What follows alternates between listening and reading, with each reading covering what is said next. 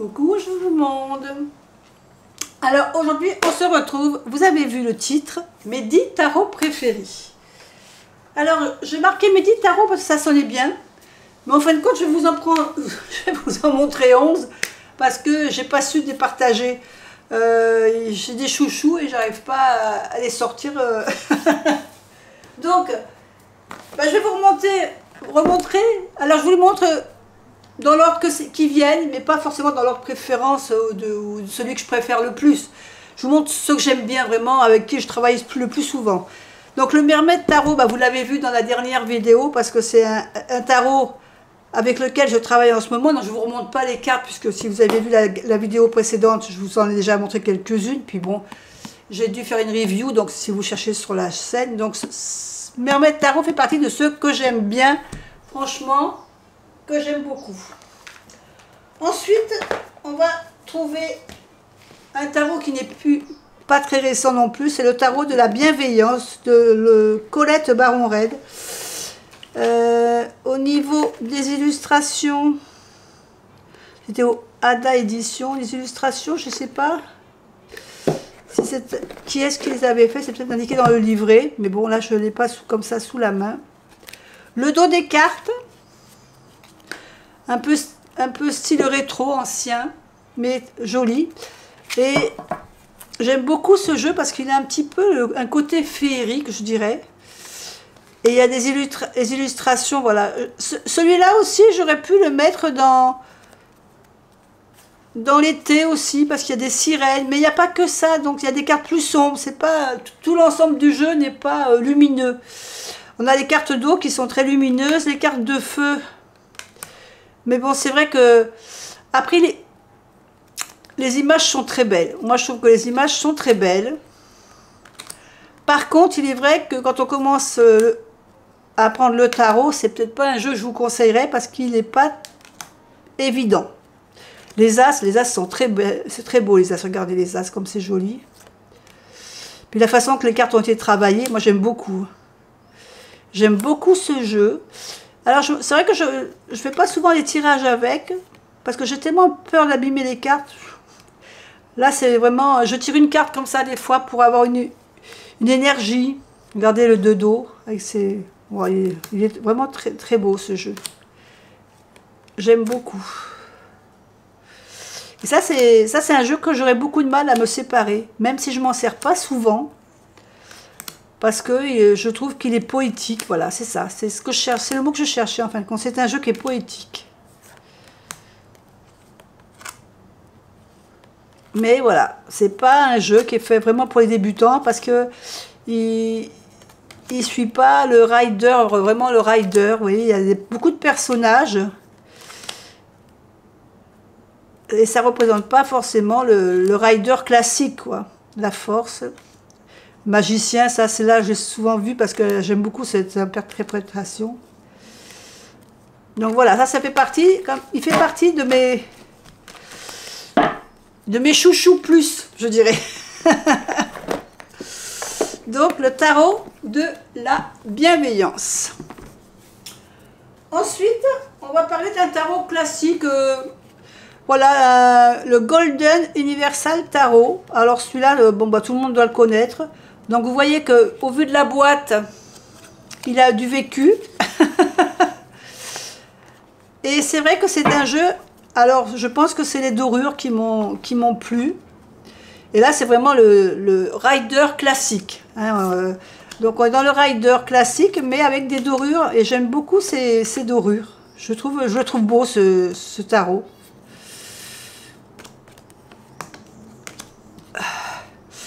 Donc c'est un rider, hein, puisque vous voyez qu'on a la force, on l'a en 8.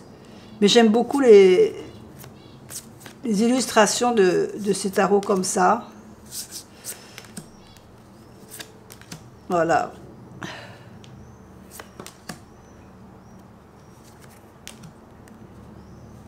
Et c'est pareil, c'est un tarot que je ne me séparerai pas, parce que c'est vraiment un tarot que j'aime beaucoup. Hein. Celui-là, il est fatigué, l'as de denier.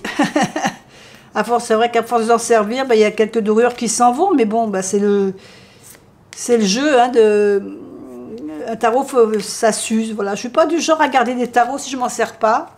J'en ai eu beaucoup à une période. J'en ai vendu énormément. Parce que pour moi, il faut que les tarots, ils vivent. Donc, si je ne m'en sers pas, que je ne les utilise pas, ben, je les revends. Parce que je pense qu'ils pourront peut-être servir à quelqu'un d'autre qui saura voilà, s'en servir. Donc, c'est pareil, la boîte, là, elle est fatiguée. Il faudrait que je trouve un petit pochon. Un petit pochon doré pour ce tarot universal, ce Golden Universal Tarot. Ensuite, on va parler de jeux qui sont un petit peu anciens. Le tarot des magiciens. C'était un des premiers tarots de Rider que j'ai acheté parce que j'aimais cette représentation de magicien. En plus, le livre, tout en couleur, avec des tas d'exercices, des petits trucs en plus qu'on ne trouve plus maintenant beaucoup dans les livres, avec des choses qui sont liées aux runes, des choses qui sont liées à la cartomancie, qui sont liées à la numérologie. Il était vraiment très intéressant ce tarot des magiciens. Après, le problème, c'est qu'il est très spécifique à la magie. Donc, si on n'est pas lié à la magie, il va avoir du mal à nous parler. Il y a beaucoup de choses. C'est vraiment un monde spécifique de magiciens. Donc voilà. Les cartes, moi je savais retailler un petit peu. Ah, c'était pas très grande, hein, mais il y avait un gros contour qui me plaisait pas. Donc au début, c'est vrai que souvent j'ai beaucoup de cartes de tarot que j'ai retaillées. Donc en plus, ils glissaient pas. Donc je l'avais tout plastifié. Je les ai toutes plastifiées, ces cartes. Alors les majeures sont très belles, mais c'est vrai que ce jeu est un petit peu sombre. Regardez cette ermite. Là j'avais remarqué le numéro des cartes, je m'étais dit on ne sait jamais si j'ai besoin de retrouver dans le livre des fois. Et cette ermite, je trouve qu'il représente bien l'ermite, quoi. L'ermite qu'on pourrait trouver à notre époque, hein, le rat de bibliothèque. Le chariot avec notre sorcière sur le balai. Voilà, je trouve que les majeures étaient très belles. Après, comme on est un peu dans la magie et tout ça, c'est un jeu qui est un petit peu sombre. L'alchimiste, qui représente 14 tempérances. Ici, on a la lune est très belle aussi. Je trouve que cette représentation de ce jeu est très très beau. J'aime beaucoup les cartes. Alors, je l'avais acheté pour ça, parce que j'avais été happée. Mais c'est vrai qu'après, j'avais acheté un autre livre. Alors, on a une série, vous savez, les chevaliers de coupe, ils sont dans l'eau aussi. J'avais acheté un livre sur le Rider pour pouvoir avoir des explications plus logiques par rapport à notre époque, parce que l'autre est vraiment ciblé magie, et que ça ne correspondait pas forcément à ce qu'on vit tous les jours, quoi. Donc, j'avais dû racheter un livre sur le Rider. Mais c'est toujours un tarot que j'aime beaucoup. Alors j'aime bien la taille des cartes, par contre je trouve que c'est une taille qui est agréable au niveau format. Mais donc voilà. C'était le tarot des magiciens de Corinne Kenner, illustré par John Blumen. On continue dans les tarots qui sont un peu plus anciens.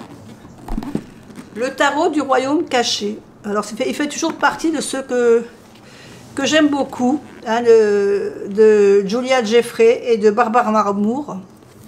Le livre pareil, illustré. Alors je sais qu'il en est sorti un autre tarot. Je crois qu'il est sorti ce mois-ci. Pareil avec les cartes dessinées par Julia Jeffrey. On retrouve de toute façon sa patte parce que c'est le même style. Mais je trouve que c'est un tarot qui est un petit peu plus sombre que celui-ci. Alors celui-ci, donc je vous ai dit tout en couleur. Vous voyez, la force. Donc c'est vraiment un jeu que j'aime bien. C'est pareil, celui-ci, si vous connaissez bien le tarot, ça va aller. Si vous êtes débutant, ça va être plus difficile au niveau des interprétations. Mais par contre, voilà, les cartes aussi, elles sont lumineuses. Ce jeu-là, j'aurais pu très bien le mettre dans mes cartes de cet été. Parce que je trouve qu'il est, à part certaines cartes, il est quand même assez lumineux. Il est beaucoup plus lumineux que le dernier qu'elle a sorti.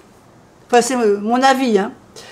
Par rapport à ce que j'ai vu, parce que je n'ai pas ce jeu-là, mais je l'ai vu par rapport... et j'aime beaucoup ces illustrations. Alors après, il y en a quelques-unes qui sont un peu sombres. Notamment, je crois que c'est la justice, le valet de bâton. Qu'est-ce qu'il y a les belles, le valet de bâton. Alors, dans ce tarot, toutes les cartes ont un personnage ou bien un animal. Mais il n'y a pas vraiment de scène auxquelles on peut se repérer. Donc c'est pour ça que je vous dis que pour un débutant, c'est pas un jeu qui est facile. Le fou. Mais voilà, tous les as, ce sont des animaux qui sont représentés. La roue de fortune avec cette fée.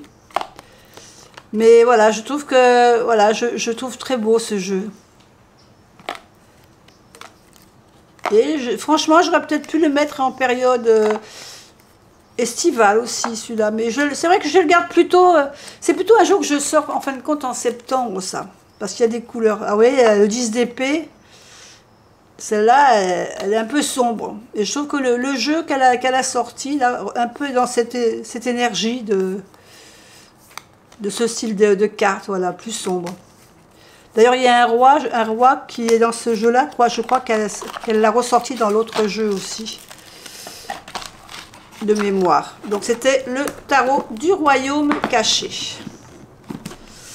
Ensuite, on continue. Ben, je vais vous présenter évidemment le Marchetti Tarot. Donc ça, c'est un jeu auto-publié.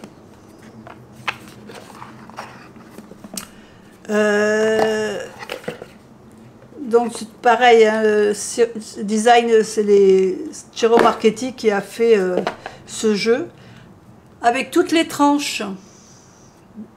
C'est un rosé Parme, un rosé Parme. Alors j'en avais d'autres jeux de Ciro Marchetti, mais je m'en servais pas. Donc en fin de compte, je l'ai revendu. J'ai gardé que celui-ci en fin de compte avec son petit Lenormand, que j'aime beaucoup. Et voilà, je trouve que ces cartes aussi c'est pareil. C'est un jeu aussi qui est assez lumineux. Regardez la carte de l'impératrice. L'abondance. Tempérance. Je trouve que voilà, les couleurs sont vibrantes. Hein, tous les as sont magnifiques. Alors c'est pareil, ça c'est des jeux que je n'utilise pas souvent parce que j'ai peur de les abîmer en fin de compte. Parce que voilà, vous voyez, quand ceux-là, avec les tranches comme ça, ils s'abîment plus facilement. Mais par contre, j'aime beaucoup les dessins.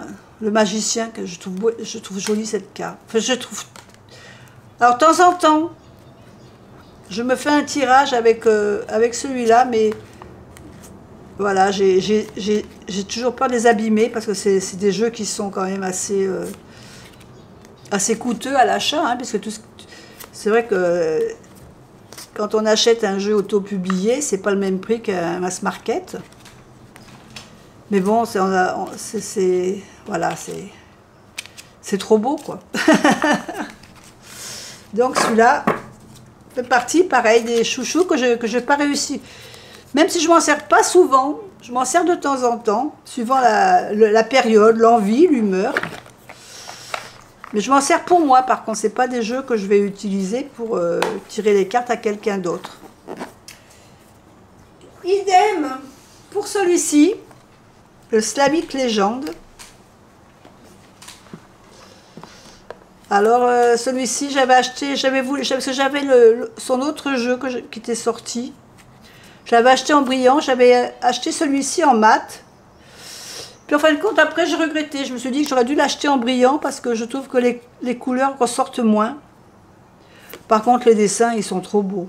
Et c'est pareil, ça, c'est comme le Ciro Marchetti. Je veux dire, c'est un jeu que je me sers de temps en temps, mais pas souvent, parce que c'est un jeu qui s'abîme vite. Les cartes s'abîment vite et voilà, ça m'embête parce que c'est quand même c'est pas un mass market, c'est un auto-publié aussi. Et par contre, les images, les photos, tous ces dessins, ils sont trop beaux, quoi. Et par contre, il suit assez le rider quand même. Quelqu'un qui connaît un petit peu le tarot, il s'en sort facilement. Et pareil, celui-là, il a plutôt une énergie. Voilà, c'est un jeu que je servirais plutôt au début septembre. Et puis la boîte originale, un peu style livre. Très sympa. Donc, on a notre publié également. Ensuite, la petite pochette qui va vous parler tout de suite de quoi on va parler. Et oui, la petite pochette, ça c'est le tarot Harry Potter. Alors, je me souviens plus comment il s'appelait d'ailleurs celui-ci. Donc, c'est pareil, je m'en sers pas souvent. Après, c'est un jeu que je vais sortir pareil. C'est des jeux qui vont plus sortir en septembre aussi. Ça, c'est un truc que, voilà, quand on rentre dans l'automne, ben, je vais le ressortir. Mais c'est pas un jeu que je vais utiliser pour la période d'été.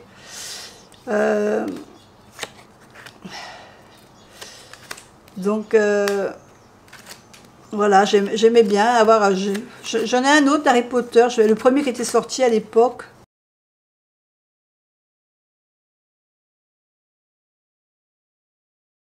Je m'en sers pas parce que c'était plus pour avoir les dessins, mais j'étais pas très noir et blanc, donc c'est vrai que quand il y a eu celui-ci en couleur, ben, j'ai beaucoup plus flashé sur celui-ci en couleur. Après c'est pareil, ce genre de jeu, il faut connaître un peu le tarot parce que les règles, il y a beaucoup de personnages, pas forcément une scène qui peut nous parler de la carte, quoi, donc... il n'est pas facile à interpréter quand on ne connaît pas le tarot. Et là, j'avais acheté la petite pochette à part, mais voilà, Harry Potter, comme ça, je le retrouve facilement. On continue. Alors, celui-là, vous commencez à le connaître sur ma chaîne, parce que je vous ai toujours dit que c'était un de mes chouchous aussi. C'est vrai que le Lycir, je m'en sers souvent. Alors, je vous dirais que la qualité, elle est bonne. Alors, à une période, j'avais fait les tranches vertes. Et là, j'ai refait les tranches noires. Parce que je trouvais que le vert, ça s'abîmait. Donc, allez, on les a repassées au noir. Et puis, je trouve que ça rend pas mal. Et c'est vrai que c'est un jeu que je me sers beaucoup. Parce que, bon, bah, c'est un tarot que je me sers surtout pour les personnes à qui j'obtire les cartes. Donc, le Lycir, vous le connaissez, hein, il est connu et reconnu. Et donc, il suit bien le rider, donc facile à interpréter. Et celui-là, bon, il a été énormément aimé. Donc, je continue pas les cartes, je crois que vous le connaissez tous. Voilà. Ensuite, on arrive... un que je vous connaissais aussi, le Soufi Tarot. Alors celui-là, ça avait été un gros coup de cœur à l'époque quand je l'avais acheté. Donc avec le petit livre, mais malheureusement le petit livre qui n'est pas en français. Et c'est dommage parce qu'il aurait mérité d'être en français. Alors une période, j'ai traduit toutes les pages. Malheureusement, j'ai pas gardé les impressions que j'avais faites. Je les retrouve pas. Et parce qu'il y a des petites différences avec un rider. Mais bon, les cartes par contre, qu'est-ce que j'aime ces cartes, je trouve qu'elles... Alors elles sont plus grandes qu'un tarot, parce que vous voyez que c'est presque la taille d'un oracle. Elles sont mates, mais par contre, comme elles sont belles. Regardez le 2 de coupe. Le fou. Alors celui-là, je m'en sers souvent. Si je veux faire un tirage introspectif ou quelque chose comme ça, je trouve qu'à ce niveau-là, il est super parlant. Alors les images se marient bien avec ce genre de tirage. Je le trouve très beau, très très beau. On a un peu toutes les saisons dans ce tarot. Le 6 de denier, notre tour. Alors il y a certaines cartes qui ont été un peu renommées. Mais bon, on trouve facilement hein, comme par exemple ici vous avez le sultan, c'est l'empereur, voilà. Mais voilà, voilà, je trouve qu'il est... pour moi, c'est vraiment un tarot introspectif. Peut-être pas pour vous, hein, peut-être que vous vous en servez normalement, mais moi c'est vrai que ce tarot-là, il me parle bien à ce niveau-là. Et j'aime beaucoup, voilà, j'aime beaucoup les illustrations. Ça a été vraiment un gros coup de cœur de l'année. C'était mon gros coup de cœur de l'année dernière, parce que je crois qu'il est sorti l'année dernière, si j'ai bonne mémoire. Ça doit être marqué dans le livret, mais je pense qu'il est sorti l'année dernière, celui-là. 2022 aussi, décidément. Donc ça fait déjà 2 ans. Ouais, quand on aime, on ne compte pas. Hein. Non, vraiment, j'aime beaucoup. Et le dos, bon, le dos, il fait très typique,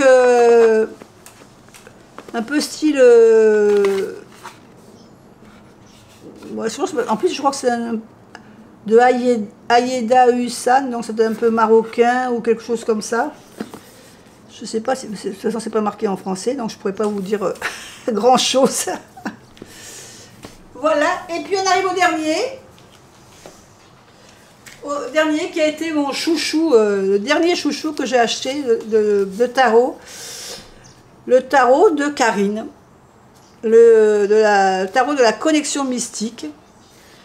Que je marie souvent avec l'oracle de la connexion mystique. Alors j'adore ce tarot. Ça a été le coup de cœur de la... Le dernier coup de cœur que j'ai eu pour un tarot. Alors oui, je sais, vous allez me dire, c'est un jeu qui a été fait avec l'IA, mais je m'en fiche, moi il me plaît. Moi, je ressens bien les cartes, elles me parlent bien. Et le principal pour moi, c'est que les cartes me parlent. Alors oui, après, moi j'ai des jeux un peu variés, hein, vous avez vu... comme le tarot de Marchetti, c'est un tarot d'artiste, le Slavic Legend aussi, le Royaume caché aussi. Moi, je suis assez éclectique, voilà, mais le tout, c'est que les images me parlent. Et celui-ci, bah, écoutez, moi, il me parle bien, et puis, c'est un monde qui me parle, voilà. Puis j'aime bien les cartes qui chantent. Ah, je trouve terrible ce jeu. Ça, c'est vraiment... c'est mon chouchou. C'est mon chouchou. Et celui-ci, c'est vraiment un jeu que j'utilise souvent pour moi.